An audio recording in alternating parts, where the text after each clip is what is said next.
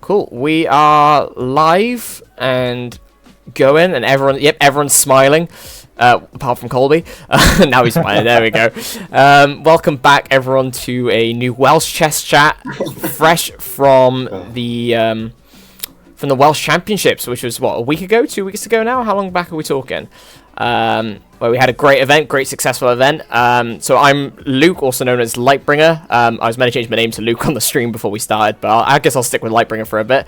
Next to me, we've got the one and only FM Jonathan Blackburn. Hi, everybody. Also, was it third you got in the Welsh Championships? Yeah, when I keep telling people who are back here, I say, oh yeah, I got joint third.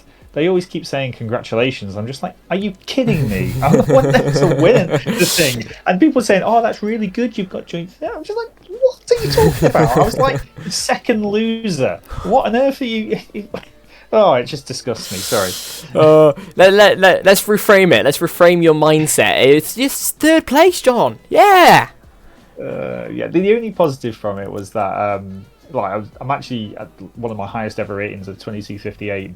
So going into the Welsh, I was thinking I'm going to lose a load of rating.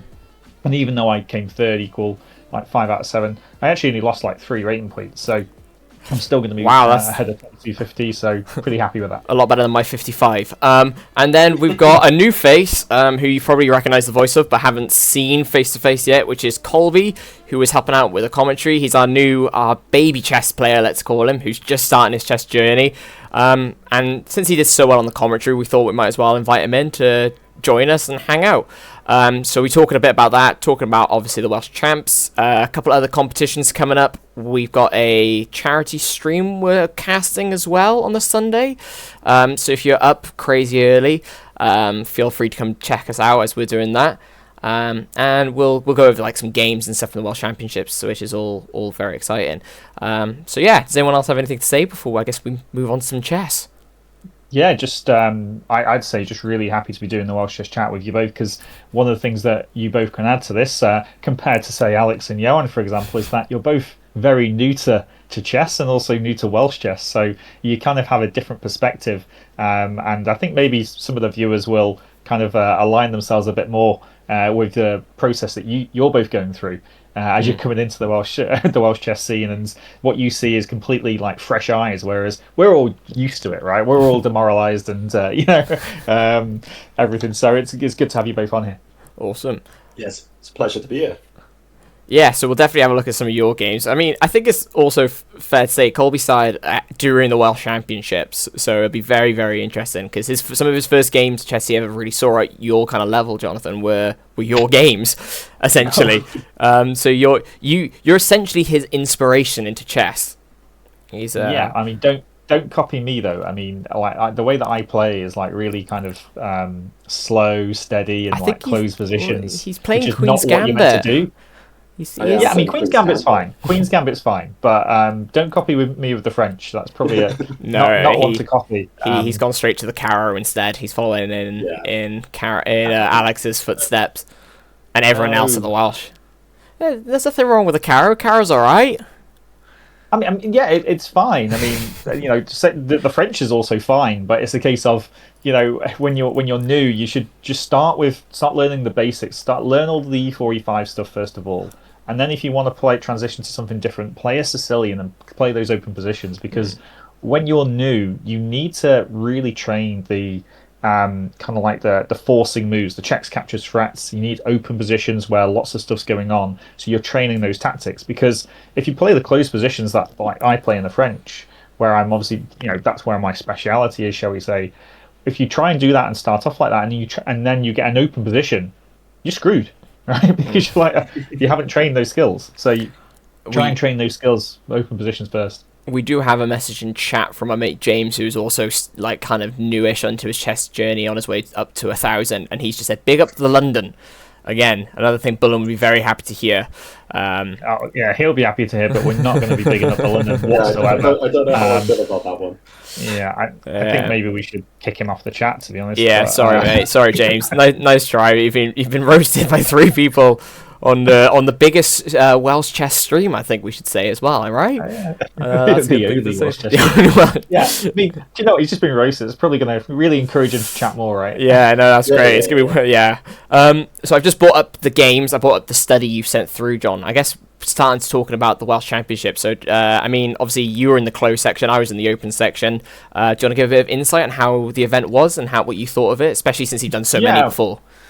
Well, I mean, actually, I'm gonna actually pass on to Colby in a second about his experience because before we start having a look at how Jose won the Welsh, and we'll have a look at just a couple of these chapters. So I'm just putting together a little report and just messaging a few people to see if anybody's already done anything, and then I will put a report together so that with quite a few of the games in, just so we can see kind of what happened. Not necessarily all the round by round, but it'll be like a short, concise thing.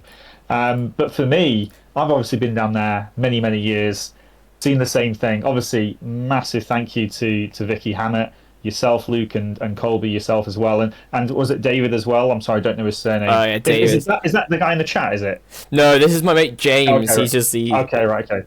David does not play the London at all. No, he... Well, I mean, just for doing all the publicity, and it had such a massive impact on the event.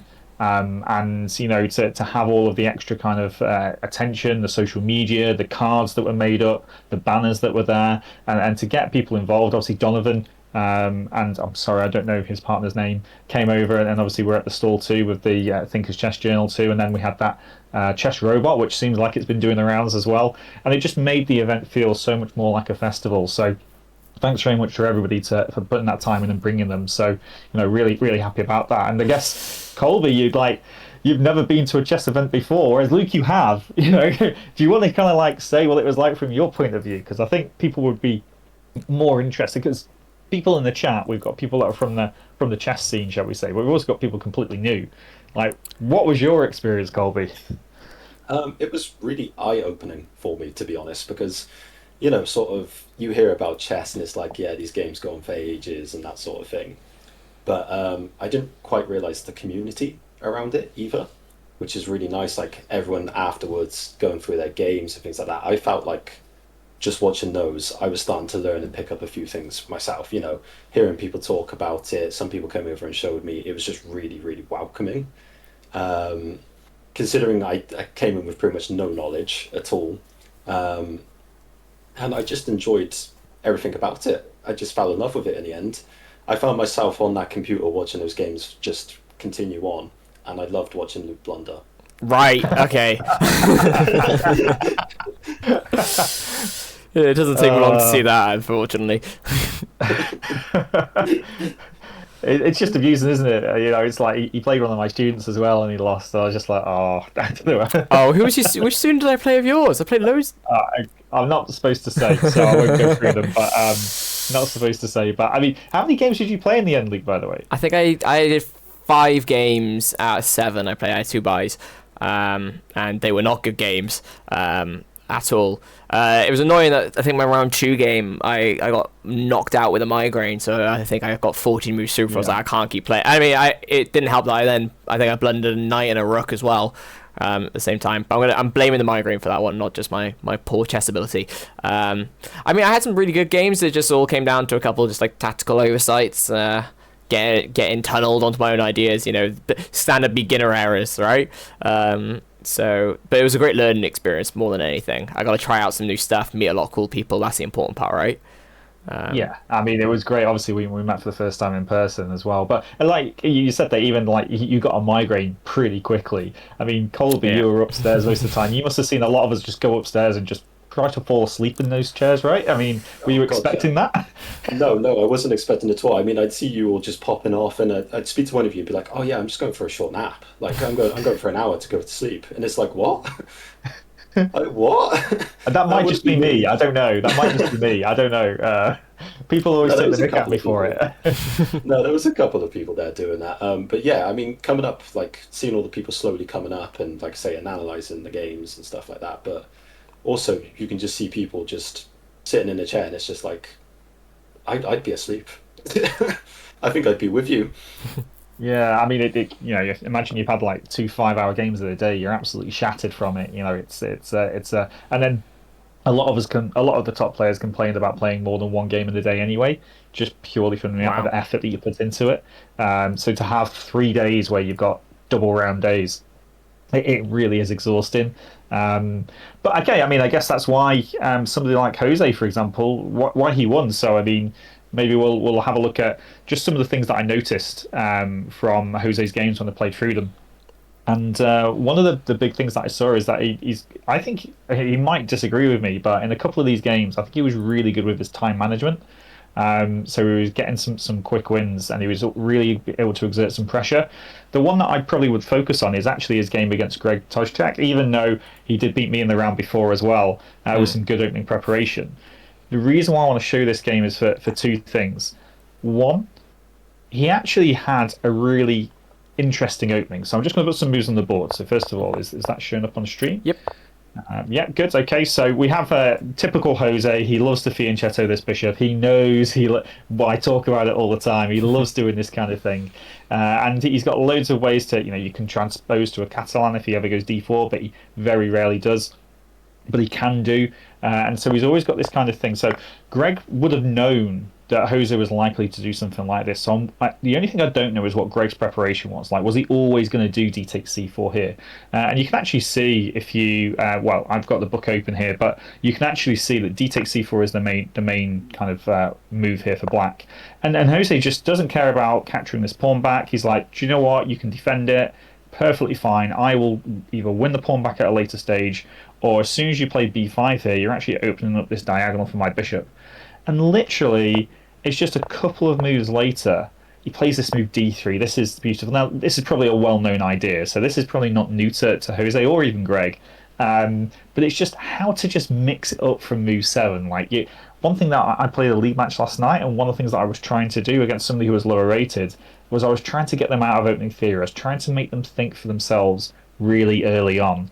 And this is exactly the kind of thing that this does. And after takes, he doesn't take back. He plays knight e5, and you're just like, this is the kind of mess, the craziness that is kind of Jose style. He's really kind of, I want to say he's chaotic, but maybe that's because I'm more kind of structured myself. But he does like calculations, and there's some really nice tactics around at this point. I mean, it's just like if you take here, I mean, I've got no idea what's happening after queen takes queen, king takes queen, and then knight f7 check. I mean, the rook would be hanging, but there's it's just craziness, and literally, if I turn the computer on here, actually knight d7 actually, and already Jose has an advantage here, by the way. He ended up doing knight takes d3, keeps his advantage, and he's like +1 or something like that, even though he's a pawn down. Right, he's a pawn down, and he's already +1, which shows the compensation that he's got from the position. And what ended up happening was he was able to keep this pawn on c6, which blocked this bishop in, and he was able to really launch into this c5 square, win his pawn back, and then put pressure on. But the amazing thing was that actually he didn't actually convert the game as well, and he'll be the first to say it himself. And actually, Greg had equalised, and we actually get to this next chapter. This is the same game, where we actually get to. And I'm not going to go through all of the moves in between, but actually, it's equal here if Greg finds the right move. Right, they're both down to something like 15-20 minutes. Jose probably burnt some time and probably missed his way to actually convert it. But the problem is, because he put Greg under so much pressure all game, it really tells later on in the game as well. And here Greg just makes quite a simple slip up. He just plays c4. And here in this position, white can just win the pawn, which is what Jose does. And literally, this is where the game is won. So I guess to Colby and Luke, for you two, how does white win the pawn here is your question. My engine was on. I knew anyway, but I had the engine on from the previous one. But let's see if Colby can figure it out. Yeah. What's that? Sorry, sir. Repeat that. How does white win a pawn here? Obviously, I mean, you'd win a pawn, but it'd obviously be captured from the bishop if you use the knight. Yeah, but what happens after that, though? Should you put the moves on the board? You might have to put the moves on the board for me. Knight takes pawn, bishop takes knight, and then that bishop was protecting something else. Oh, God. This is what John does to me as well, don't worry. Oh, what was it protecting? I mean, it was protecting the knight, wasn't it, and the rook? Yeah, so we just take the knight, right? Yeah. So here he's converted to a pawn up now in this rook and two bishop endgame, and it's a pass pawn. But Greg kind of lashes out a little bit here and plays g5, and he probably doesn't want to play slowly, and g5 just makes it easier for Jose because he just takes it, and after h6 he takes, and okay, he might be able to win that one back, but it's now 2 pawns up. So he didn't need to play g5, but I guess at that point when you can see this pawn, and this pawn comes quick, right? Because the bishops can support it all the way, and he just needs to find out a few ways of sorting it out. And it's the kind of position you do not want to have against Jose, which is why Greg played g5 here. But it just hastened the end. But it's just like for us, this is quite a simple tactic. The bishop is overloaded. It can't defend the pawn and the knight. And actually at this point, I think it was rook c8 the computer's suggesting, which is just completely equal apparently. But it's amazing just how tired, probably I should imagine, mentally Greg was at that point, because he'd been having to defend for quite a long time. Because Jose had the pressure on him and he had all the space. And it's that, I think, that captures why Jose won the tournament in the end, because he was able to apply pressure right from the start. He had good openings, he was able to make it chaotic. And even though he did drop a couple of draws, which we know he won't be happy with, but he did actually play really well, and a deserved winner, to be fair, as well. Again, as much as I don't like to say it, he's a very good player, and well done Jose for winning the championships. No, it was great. I mean, he had some very long games as well. I mean, I'm assuming you're probably going to talk about his. How long was that game he had on the Saturday night against Mr. Bullen himself? Was it 5-6 hours long? I think it was longer than that, wasn't it? It was near 7, wasn't it? I thought. They didn't come out of the hall till about 11 o'clock, I don't think, did they? So it was 7 hours. So it started at 4. Yeah, it was close to 7, wasn't it? It really was, because I know that we'd organised a social night, hadn't we? And then I'd actually gone over early. I came back to pick some people up, and then came back again to the pub. And then I was thinking, am I going to get a message from Alex at some point to come and pick him up? And thankfully, Jose brought him after their draw. But I mean, that's again something else that Jose has in bucket loads, which is that will to win, that will to press, and he made Alex work for that draw, and fair play to Alex for holding it as well. But that's what it takes to be Welsh champion. You have to push those positions and as much as you can, and squeeze everything you can out of every single game.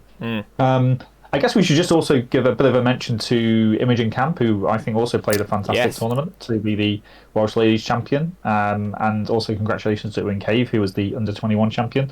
Although I think Owen will not forgive me for saying that he probably didn't have the best tournament for his standards that he would like, but he's still the under-21 champion again, so congratulations to both of them.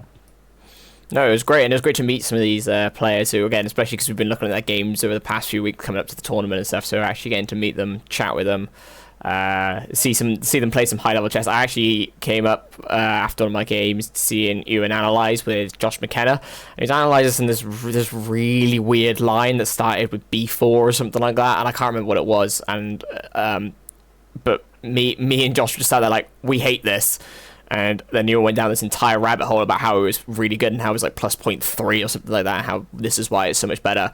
And then Josh just looked at him and then looked at me and went, and this is why he's 2000 and we're not. That's maybe a bit too much though. I mean, it was actually. I mean, Ewan actually had he dropped a couple of draws early on, and he was going down those long theoretical lines.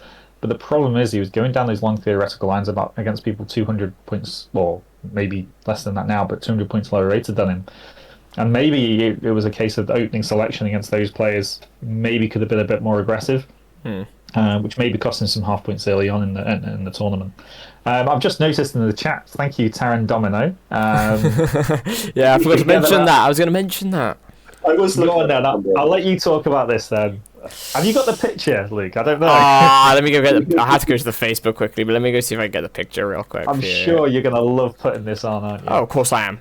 My goodness, are you kidding me? Oh, I mean, I don't know who made it. Let me go find it. So if you don't follow our new Facebook page, by the way, you 100% should. The new Welsh Chess Union Facebook page is it's doing really well. But there was a lovely photo, wasn't there, Jonathan, of you and Jose in the pub. Very that nice. was after a 7-hour game as well, wasn't it? Yeah. After a 7-hour game, and he's still turning up to play Clubhouse. I think he was, and so with a little bit of AI magic and a bit of editing myself, we managed to get this lovely photo here. The Checkmate for Love, the latest rom-com, soon in theaters near you. Yeah, it was just such a lovely photo, and it was Vicky. Vicky just kept sending it to the group chat, and she just loved that photo and kept posting it, and I was like, I just kept talking about this bromance. I was like, I gotta do something with this. Yeah. So I mean, the original photo, I don't actually have any teeth, and we're not actually that close, right? There is a gap between us. No, yeah, there's a bit of AI magic just kind of nudging you guys, making the first move for you, let's say. Someone in the chat saying they ship you both as well, so... I don't know what that means. It means that they think you two should be in a loving relationship. Together. We might be, because if we both get selected for Uzbekistan for the Olympiad, then I have been messaging Jose about sharing a room with him. It's so save on costs, right? Save on costs. Video will love that. No. We in the Olympiad you get 2 twin rooms and 2 single rooms. I see. So I actually think if you have the single room, it's I mean, maybe it's for some people, but I would prefer not to have that. But I did message him about it, and he actually replied. He says, To be fair, if they made me share a room with you, I would also do my absolute best to avoid it at all costs. This is what Jose has literally put to me tonight. This was actually. Oh, come on, Jose. So I've told him he can share with Greg or somebody. My mate in chat saying he's playing hard to get. Don't worry about it. The plot's sickening and he's playing hard to get. You've got to keep playing. Don't you worry, I don't get put off. We'll keep going. I love it. I absolutely we won't love let him.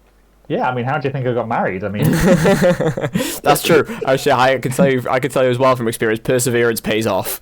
Yeah, perseverance, right? Definitely. Although maybe don't take relationship advice from chess players. No, definitely. No, that's yeah, that's fair. That's fair. My mate in chat's also saying never let them know your next move, which I guess is in this situation has 2 meanings.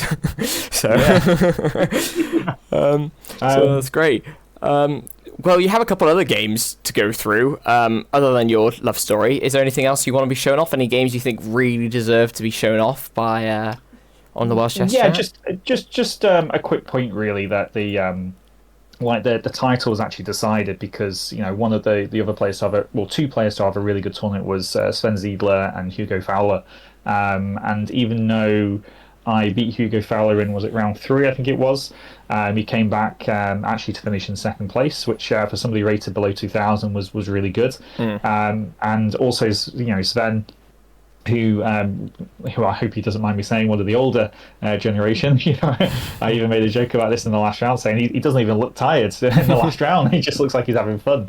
That's good. But it was just this last round game was just absolutely phenomenal, because Sven, I've known Sven for many years. He loves, for example, playing his Dutch as black. He used to play that all the time. I think he's changed his opening recently, but he's very not limited in his opening repertoire, but he stands by it. I like this opening and I'm going to play it. And here he played, and those people that have been playing some online chess, especially over COVID, will probably know about the Ponziani opening. I think maybe Gotham Chess has made this quite popular. So David, who commentated one of the rounds, this is his favourite opening. This is his go-to opening. Is it? Yeah, absolutely. It's the only opening he knows any theory for. Well, I mean, there you go. I mean, and Sven, he played it in the 4NCL, and it's just like, it's like one of these positions where I'm thinking, I would never ever choose this opening in a million years. Why on earth would I allow somebody to have a bishop on f2 and my king on e2 by move 7? This is just nuts and crazy. But you do get people, and this is why I like chess so much, is that you play these different players. They've all got different styles. They've all got different loves and likes and dislikes as well. And this for me is just not my bag whatsoever. I would absolutely hate being in this kind of situation. I would prefer to be black here without the material, just to have some normality to my position. but players like Sven, he's a really good player, and he just loves playing this kind of stuff. This is still opening theory, so he would have known it quite well. And I know that he's talked about the opening theory here quite deeply too, so he knows what he's doing, and he backs himself to actually play it well. And without going through too much of the rest of the game, because I don't want to spoil it for everybody else who wants to play through it. Maybe wait for the full report because he'll have the full analysis on there. This is just, shall we say, a kind of a snapshot. We end up getting to this position. White's got two extra minor pieces, an extra knight and an extra bishop, which is just mental. For the cost of a couple of pawns. But it's because he can't get any of his pieces out. His king's on E2. It just becomes easier to play for black, and it's just like I don't know. Like if there was ever a game to be fitting of like one of the games of the tournament. I mean, I even though it didn't feature Jose as the winner, for me this was one of the games of the tournament. I can't wait to analyse it in a bit more depth, and hopefully everybody else will have a look at it, and we'll see if Sven keeps up with the Ponziani or not. I'm sure he'll go back analyse it, and he'll correct his play, and how long he sticks with it as well, because a lot of players nowadays know what to do against it, or they can prepare for him if he's going to play it again and again, and it just makes it a bit easy to prepare for. But Sven doesn't care. He will just keep playing it, and he believes in his opening and believes in his ability, and I think that's really good to see. Yeah, I mean the Ponziani. Yeah, I think definitely you're right. Definitely blew up over COVID thanks to good old Gotham, who that seems to be a trend. It's the same with the London. The London blew up as well because of Gotham chess and all sorts of. And Caro-Kann as well, I've seen loads of, and most people are saying, because Gotham recommends London, Ponziani, Caro-Kann. I don't even think he plays him. I think he plays the English as well, so I'm not really sure. I think they're quite trappy, especially I think the Ponziani could be quite trappy early on, so I think that's why it did so well in the lower levels. Like Colby, you know what? Maybe this is quite maybe a good one for you. It does teach you some good principles and stuff, and it's it is fun. I played it for a little bit when I started out. But I'm looking forward to going through this game. I'm down to think so, me. My mate just said, "Hell yeah, London mentioned." So there we go. People love it. People love the London. What can we say? But I think you're saying this game was the decider though. So if Sven won this game, he would have been joint champion with Jose if Sven won. Wow. But obviously Hugo won, so he came second outright. Big tournament for him, and obviously Sven bit gutted, I guess, in the last round, but overall, I guess Jose would play the best chess overall over the 7 rounds. What do we think, like tournament-wise, like because we did a lot of publicity leading up to it? I think we got probably a few extra entries because of that into the tournament, which was really good, right? Yeah, we got a lot of people signing up after we started doing the publicity. There were people signing up after you did your Staffordshire games. I had a couple of people signing up after then. I'm assuming maybe you spoke to people like Carmel and she signed up. Obviously we had Imogen entered quite late, I think, as well, because they're friends. It was really good from the publicity standpoint, and obviously, hopefully next year we hope to build on that and get up to 100 entries. I think would be a really good target. Great. Then we can do more of the publicity. It has more of an impact and everything. So looking forward to seeing how we go, because we've got a benchmark now, haven't we? For number of entries, how the tournament looks, what can we do to improve it next year? What can we do to be better? And what else can we add to it? Or does it not need? One of the things that I'm a big believer in, and I don't think I've told you this before, is that actually I think what we have already and what we offer from the chess world to, shall we say, the members of the public, I think it's fantastic. I just don't think we shout about it enough. I don't think people know about it. I think we can get the word out there. I don't think we need to change that much to make it appealing for people. Yeah, I think it definitely as well, having the live commentary that one day, that was something some people were talking about a lot. And someone in the chat just saying it was I think that's Scott and Vicky saying it was a really fun weekend. And that we did great, so thank you. I appreciate that, because there was a lot of work went into it, and it's great to see that it did pay off.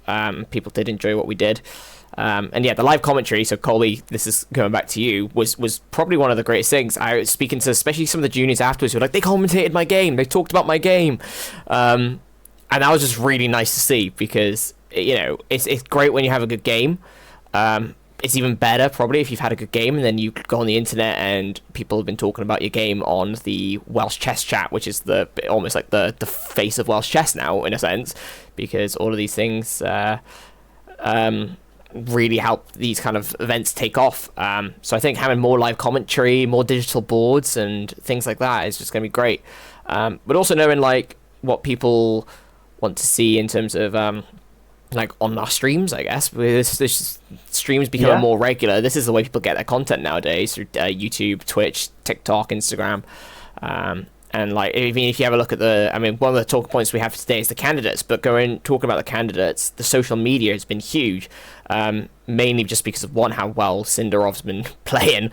I think it's the historic candidates that even people who I know who don't really know much about like competitive chess were like, oh my goodness, have you heard about the candidates? You like chess, right? Have you heard about this guy from Uzbekistan playing in the candidates? I'm like, yep, I have. Funnily enough, I've seen everything about it, like on Facebook. Every time I've gone in there, all I've seen is about the candidates, literally.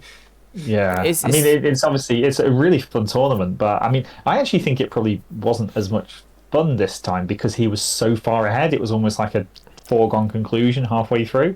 I actually thought the women's candidates was more exciting. That was very exciting. There was some very interesting. There's a guy in our work, not in our office. There's some guys from Russia originally. We moved to Australia, and he was sending through like we have a little group chat for chess players, and he was sending through like snapshots of the women's games. He only sent through one of the men's games, or one of the open games. Sorry. Which wasn't even a Sindarov game. I think it was Caruana versus Giri, and it wasn't even that interesting.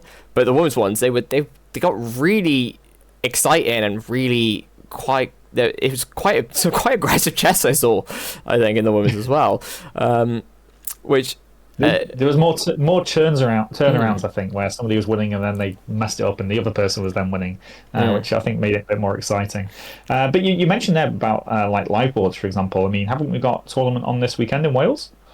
There is a tournament this week. There's the junior championship in the same hotel where we had our championship. Is that going to be live boards as well? Do we know? That's something we should find out, because maybe we could get a bit of a little bit. Do you want to put the Welsh calendar? Yeah, let me bring that up quickly. Just in case there's any other tournaments that we should mention as well. Definitely. Let me bring that up real quick. We should probably have a look at just a quick look at how many entrants we've got in for the Welsh juniors as well this weekend. Yeah, definitely. Oh, it is on all sorry, weekend, that's your photo of you and Jose again. Oh, I don't know how that came up again. I mean, I see it every day as I've got a print up on my veg. All right, let's have a quick look at it's the under 14, 12, 10s and 8s. That's a lot of sections. So I think they did the odd numbers the other weekend, so there's now the even numbers. Vicky's just messaged. Confirmation. Yeah, no live boards. That's a shame. But also going into things like chat, Scott's just said things like the Rook 2D2, the new robot as well. Apparently that's been great in the schools. So that's another great thing that's come from it. So that kind of links into the juniors. I think juniors are loving these kind of like robots and all these other cool things that make chess just a bit more interesting as well, aren't they? I've just literally. I've got a school close to me where I live in Staffordshire, and they want me to come in actually every week. They want me to do either online chess or anything. I just can't commit to the weeks.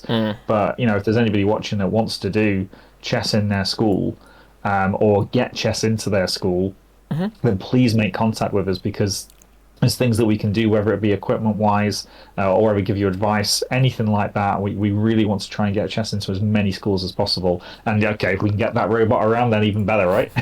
Definitely. Right, so no live boards then this weekend. That's a shame. That is a shame, but I think Vicky is going down one of the days. I think she said she's going to go down one day. That'll be great, so we can get some photos. And I think they've still got the banner and everything, so it's still going to look like a good event. That's important. I can't confirm, but... So this is 5 rounds over 2 days. So three rounds on Saturday, 2 on Sunday for most of the sections. I think the under 8s might be all done in one day as a rapid play. But the older sections, 14, 12 and 10, I believe are 3 rounds on the Saturday, 60 minutes plus 10 seconds per move for these juniors fighting it out for the titles. Yeah.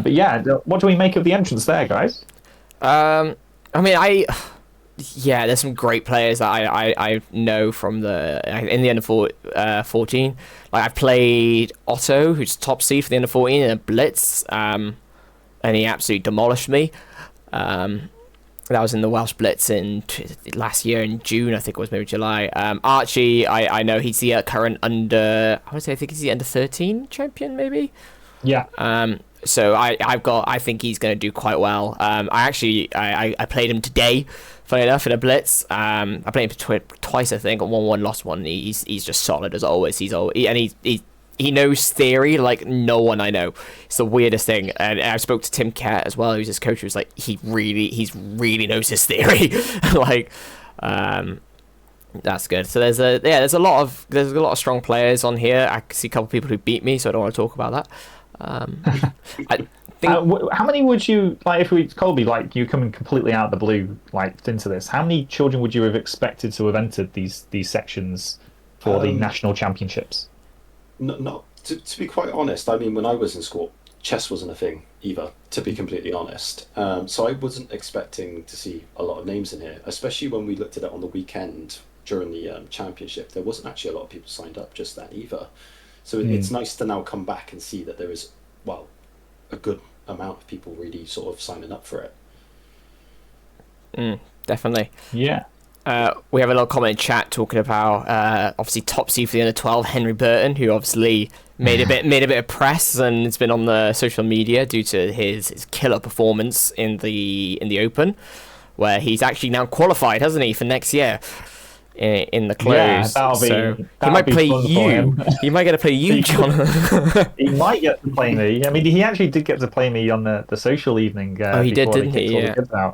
So he had a nice experience there, and we had a bit of fun. It was great to meet him as well, and talk to him like kind of in a casual way, rather than when you're playing chess and you're focused. You can't really have a proper conversation there. But has he got a title of ACM there as well? Yeah, I mean, so he said he's arena candidate master, but he's also got a national rating of 1714. So he's about 100 rating higher than I am currently.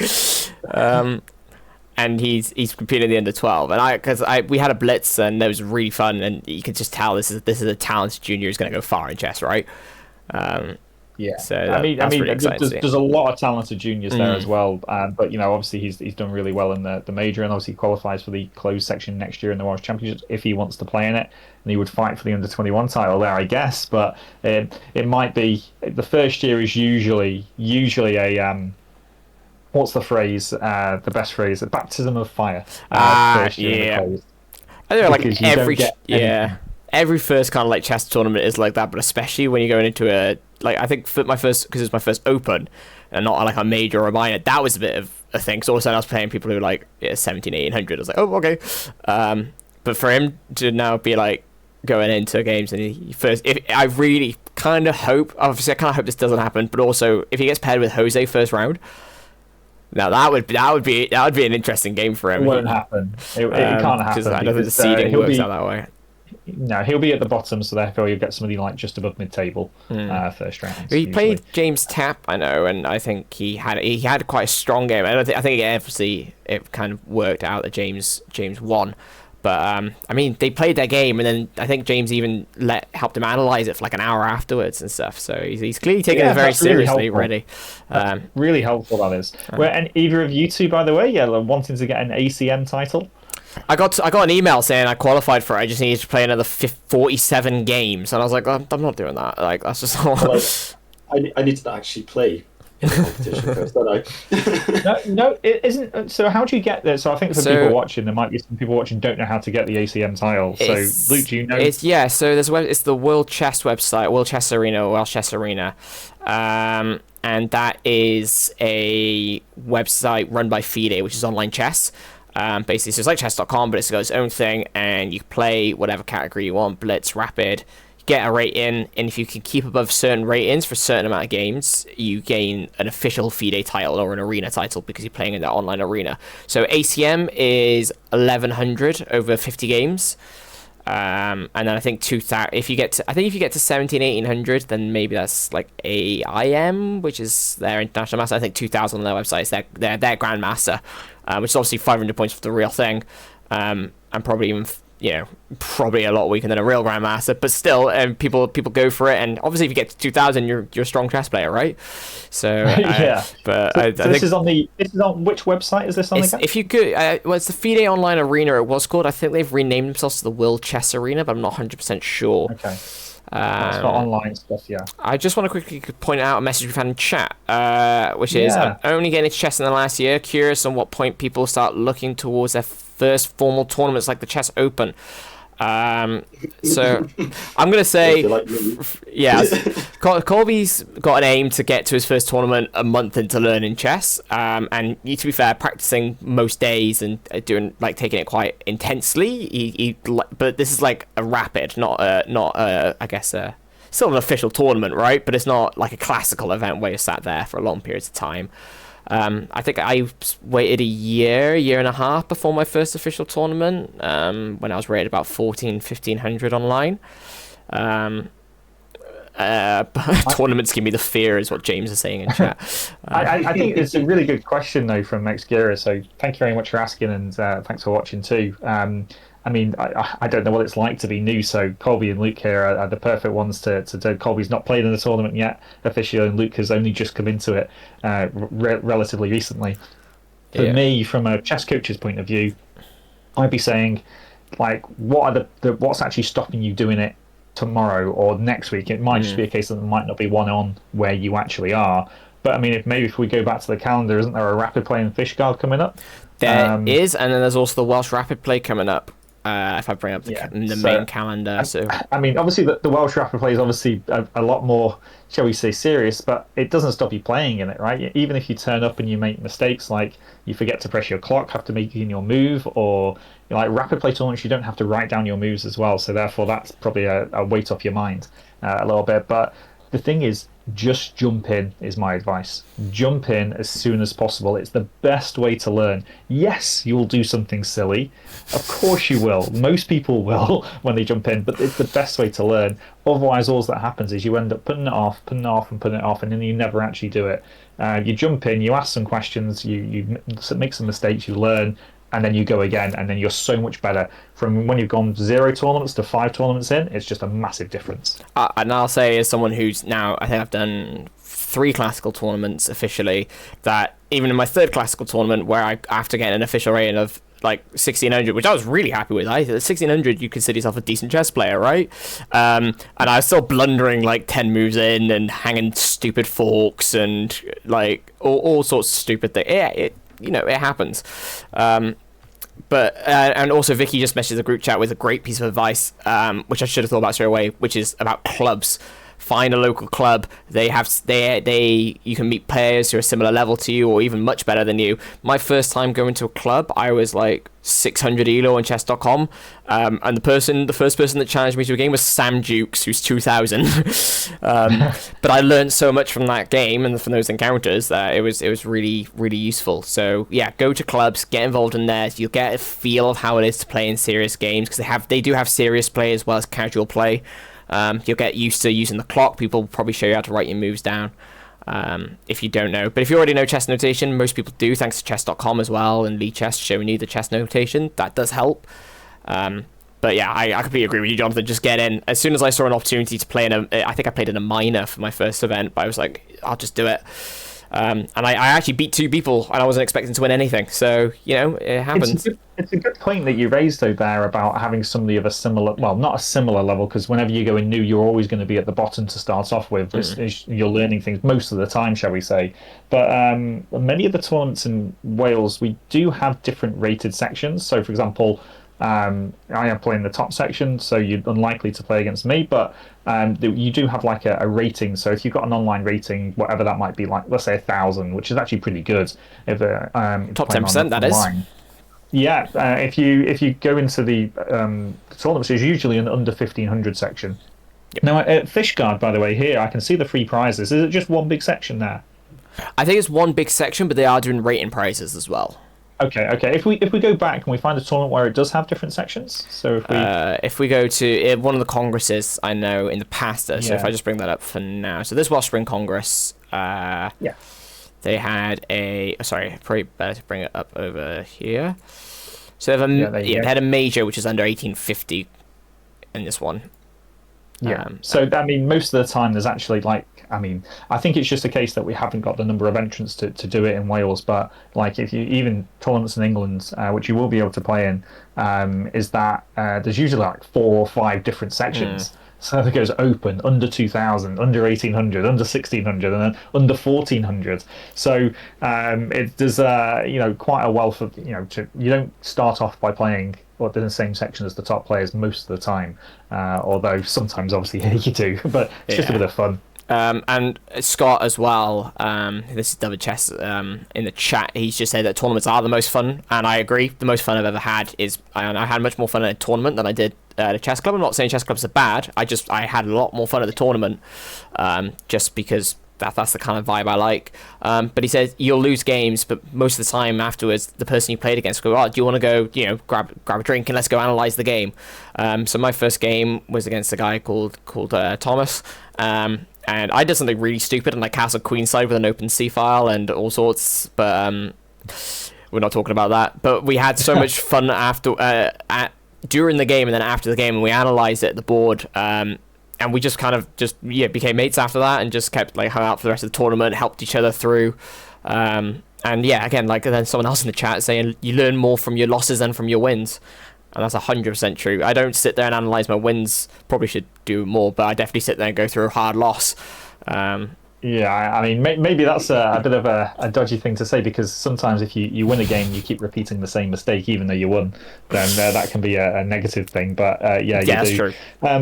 What was I going to say? Yeah, obviously, because Colby, you're looking forward to your first tournament, right? So what's the situation here?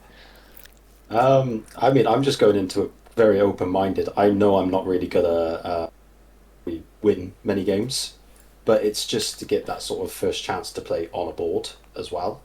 And obviously, I think it's better to maybe come in maybe for the rapid rather than do a classical, coming in for only 50 minutes games, make it a little bit easier, a bit more softer to come into. And I'm not bothered if I win or I lose. I'm just there to have a bit of fun. What would be do you have any hang-ups about, is there anything that's scaring you about playing your first tournament? Obviously, you've already met a lot of the chess community already. If you hadn't have had that experience, what would prevent you from entering, for example? I think it's daunting. It's, there's going to be possibly quite a lot of people there really at the end of the day. And if you don't know anyone, I feel like it's very hard to come into somewhere where you may not be quite as good as someone and you don't know if you know what to talk about and things like that. But I mean, in my case, I had no clue what I was talking about and people were really, upfront with me, and it was lovely. I mean, that's really good to hear, to be honest, because what it's telling us is what do we need to do if we've got a whole bunch of chess players, because I do think that due to COVID, we've got a lot of people out there that are probably playing chess online or have played chess online that are not transitioning to over the board chess, not because you have to do that. There's probably some of them that would want to do that, and they're maybe not doing that. And maybe we can, what can we do to actually make that easier? And I guess it's things like this stream where they can hear us talk about it, but also maybe meet and greets and stuff would be definitely a good idea. Either of you two joining the club, by the way, or I'm looking to go to North Cardiff. North Cardiff for me is closest. And Colby, you're probably coming up Cardiff so much at the moment that you might just come with me occasionally. I just want to quickly point out chat. One person says, Scott's roasting me, so I'm skipping that. And then we're going to go to someone saying, if you want to find clubs, there's a list on the WCU website. Should definitely mention that. And Colby, you're going to be fabulous, is what people are saying in chat. So, and I think that's important. My first tournament, I did a blitz, and there was 15 rounds. I got one force buy, so I got a full point for that. And then I won 4 games and drew 1. And the person I drew was 9 years old. And it happens, right? And then Scott again saying some of the things that are scary the first time about is things like clocks, doing notation, especially the first time. Scott has also mentioned that people need to know that obviously if you miss a few moves and stuff like that, you can copy. It's not a test. It's just a record of the game, and that terrified me during the notation for the first time. But after a couple times, you get kind of used to it. You get into the flow, and I actually prefer doing it with the notation, I found, than without, because they actually helped me almost have to think about it a bit more. I have to think about, okay, why they played knight f6, for instance? Like, why has that happened? I don't just autopilot into my next move. Yeah, it does help you slow down sometimes, actually. I even advise some of my students, even if they play rapid play, even though it's not forced, to actually notate their games, not all the way, because you don't want to run out of time, but at least the first 10 moves, because you at least can go home, you can take that opening back and learn something from it. And some of them do it for a bit longer, but get down to 5 minutes, then stop writing down your moves. Don't do it too far, of course. I obviously, Colby, you've been playing a bit of chess, obviously, for the past few weeks. And Luke, have we got something up here about how his progress? So first of all, I want to start by prefacing that Colby's one people I care about a lot. I've known him for a long time, but in chess I hate him with a passion, because it took me, I can't even tell you how long it took me to break 700 when I was first starting out, and then how long it took me to break 800. Colby beat someone who was, what was their rating the other day, like 900 and something, and he's been playing for 2 weeks.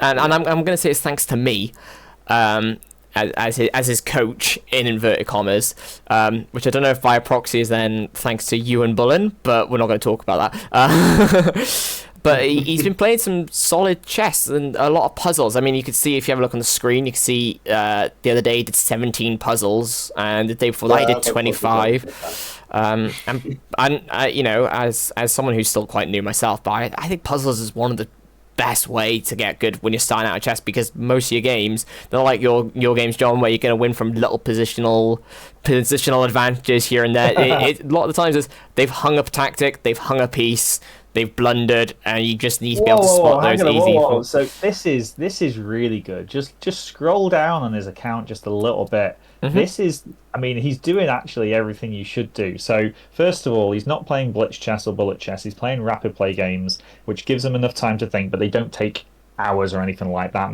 Probably maximum half an hour for a game, but they're probably over within 10 or 15 minutes, I should imagine. But did he, on the 10th of April, do 71 training puzzles? Yep. Yeah. I mean, that is just insane. He's also below that done some correspondence games. Okay, gained one new follower, Elder's Chess. I've just followed him as well. I mean, actually, Colby, we're going to be tracking your progress on here, man, because this is fantastic. Yeah. I mean, I'm really impressed. You've only played 12 games on this site. I'm sure you played maybe some more on chess.com as well, or? Yes, yeah, I've played a couple on chess.com. Yeah. Before this, and it didn't go as well. So since coming up to this, I've decided to try and sort of hone down on it a bit. Lock it in. Yeah, lock it in, as they would say. Lock it in. I don't know where these terms come from. It's just like, this is not anything I would say. What? Yeah. But I think as well, like, so obviously you can see he played a couple games when he first got on, just starting. And then we sat. This was, I think, 9th of April. Was that during the tournament, actually, or was that just after?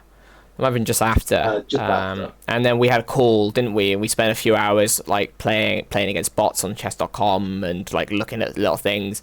And I think the difference, as you can see in the next, he did win a couple games and gained obviously quite a lot of elo when he started. The difference, I think, from that wasn't like loads of puzzles and stuff like that. I think at first, especially the lower rating, was good opening principles, right? Like just getting your pieces on good squares and just being like, they're thinking about like, okay, what can the pieces see?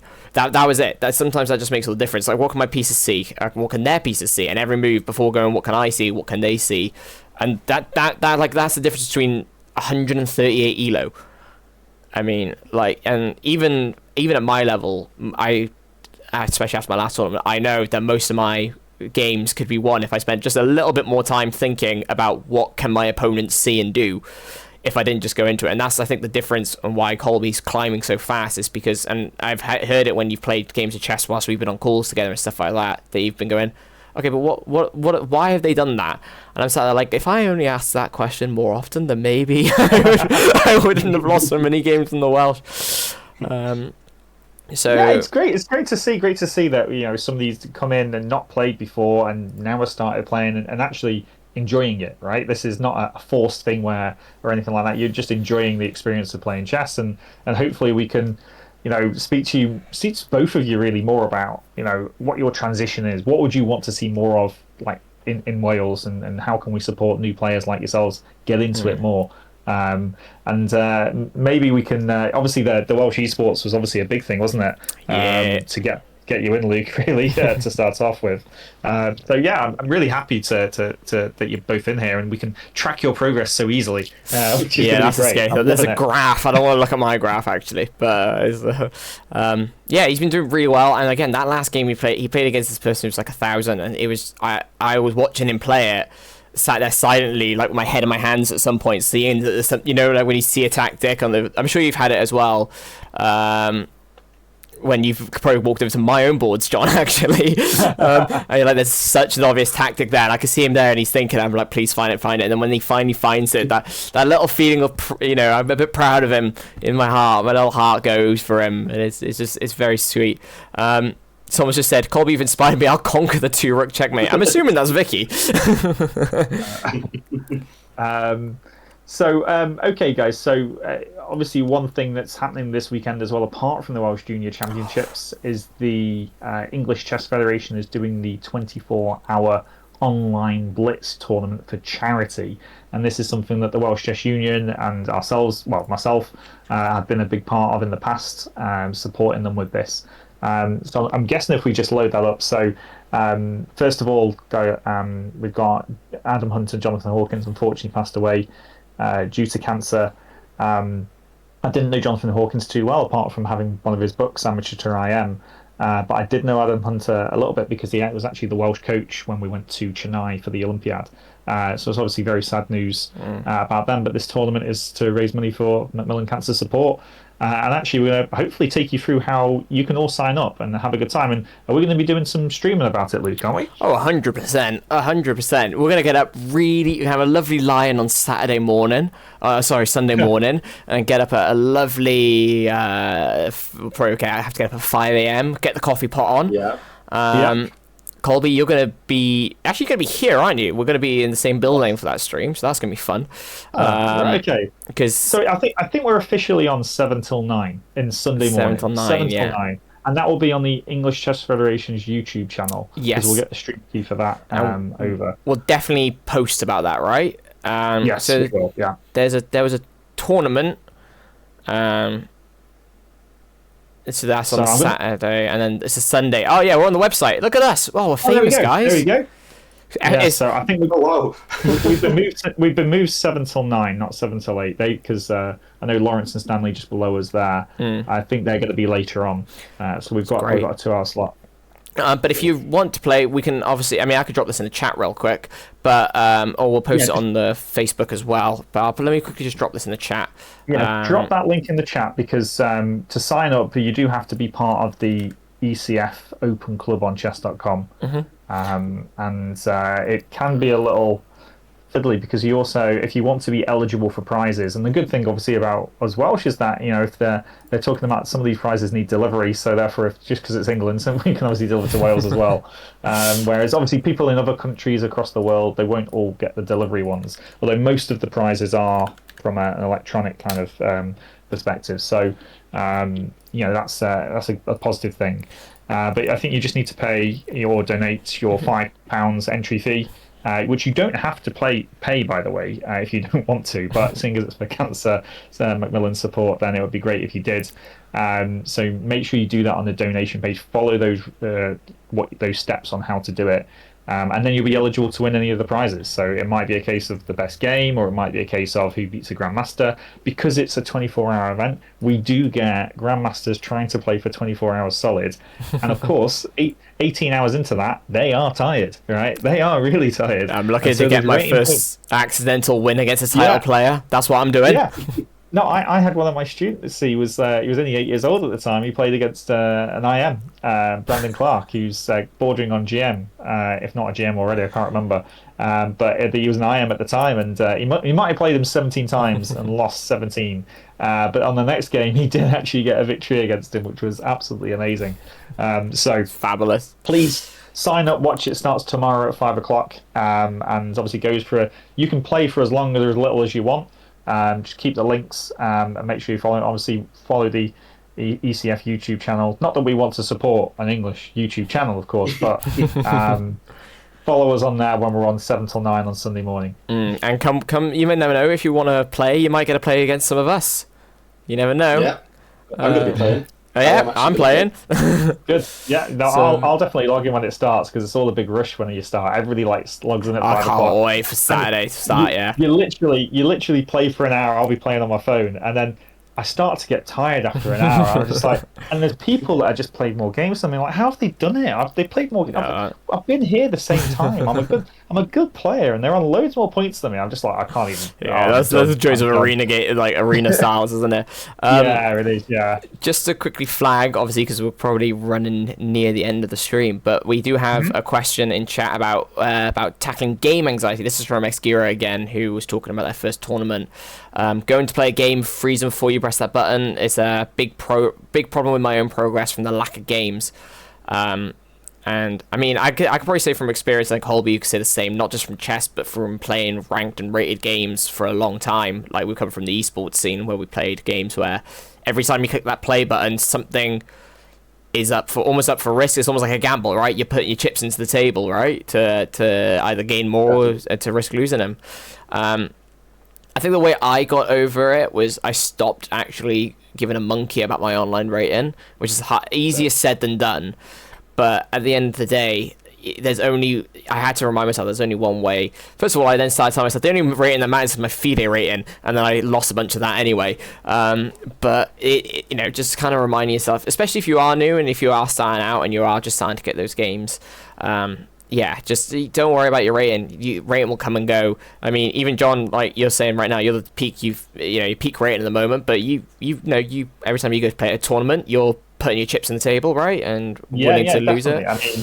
I mean, I've had games before where I've probably not won £700 or £1,000 because I didn't win the game. So there's been serious money on it in a way, but from a rating perspective, where it does actually matter for me how high or low I go up, I have to think about it from a general kind of perspective. I can't go in there and feel scared or intimidated in any way that I could lose rating, and therefore I try and not play as aggressively as I think I should. But I mean, I think maybe from this perspective, when you've got somebody that's newer to the game, you're not actually, when you play a game of chess now, you're not trying to gain rating points or trying to win. You're just trying to do something better than you did last game, like get castled or not miss any simple tactics, or take your time. Focus on those little things that you can definitely achieve, but will definitely improve your game. And then actually, you'll naturally find that you will go up anyway because you're doing all of those little things. So don't focus on rating. Focus on actually the chess play itself. Yeah, and Scott said in the chat, just play an opening that you know as well, especially if you're stressed. Don't stress your brain out more by having to play something brand new or having to think about a million lines of theory and stuff like that. It doesn't matter. Get yourself into somewhere, get yourself comfortable, play it. This is why the London's so popular though, right? I mean, because you can play pretty much 10 moves without really thinking. Yeah, that's why I don't play it. But yeah, just play what you're comfortable with. Do loads of puzzles. I'm gonna keep hyping up puzzles. That's London mentioned is said in chat again. But I remember this is one of the things that every time we do a Welsh chess chat, John, you always like to give me a puzzle, don't you? To be like, come on, what's the best move here? Yeah. But then you gave me a puzzle the other week. That I think was probably a bit harder than the puzzle you gave me before, and I was able to see it because it'd come up in one of my games. And I probably only had it come up in one of my games because you showed me a different puzzle a few weeks before that, or I saw it on a chess.com puzzle, or on a daily puzzle, or on all sorts. So I mean, that's what you get for an amazing chess coach, what can you say? What can I say? Yeah, Alex is great. But no, only joking. John is also very great. Get a chess coach. Why not? I do recommend coaches. They are good. But don't be scared to press that button. At the end of the day, you're playing a game you love. If you love the game, that's more important than any rating or any result that you could care about, right? At the end of the day, I had a friend from France who used to say, whenever I play chess, I never lose. I win or I learn. And I was like, I hate that you think like that, because I'm 600, 700 rating higher than you, and I don't think like that. But it is a great way to look at chess. That's the best way to look at it. It's It's actually wrong, though, isn't it? I mean, he learns or he learns. Yes, that's true. Yes, you learn or you learn. Therefore, you should never, there's people that withdraw from tournaments when they're not having a good time, and actually it's just missed opportunities. Every time you play a game, regardless of result, you should learn something from it. I'd always encourage you to play as much as you can. And make sure you analyse your games a little bit so you learn from it. That'd be good. Yeah, don't do the Luke way and click the next game every time until it's 4 a.m. and you're angry at the world. Yeah. Any final words at all from you two? Ooh. Thank you for having me, for one, and and being so welcoming at the end of the day. No, it's a pleasure to have you, Colby, although I have kind of noted that you're probably sitting there going, what am I doing here? I haven't even played a single game of chess over the board yet. What am I doing here? That's not true. You played at the pub. I played at the pub. He did. But, I was sat here beforehand thinking, well, what am I going to say? You've got quite good insight. It's been nice. Oh, good. I think it's important that, regardless of level, because that's what I felt when they first said, "Oh, do you want to help commentate the Well?" And Jonathan's probably thinking, "What is this random 700 kid doing, playing, coming to commentate this event?" But the different insight you can get from the different ratings and hearing about people's stories and everything like that. There's people in chat now asking about starting chess for the first time. Sometimes that can be intimidating if it's a bunch of title players. I'm sure. Obviously not Jonathan. Look at that face. You can't be intimidated by that. He's lovely. He's got a shave for you as well. Exactly. Bless you.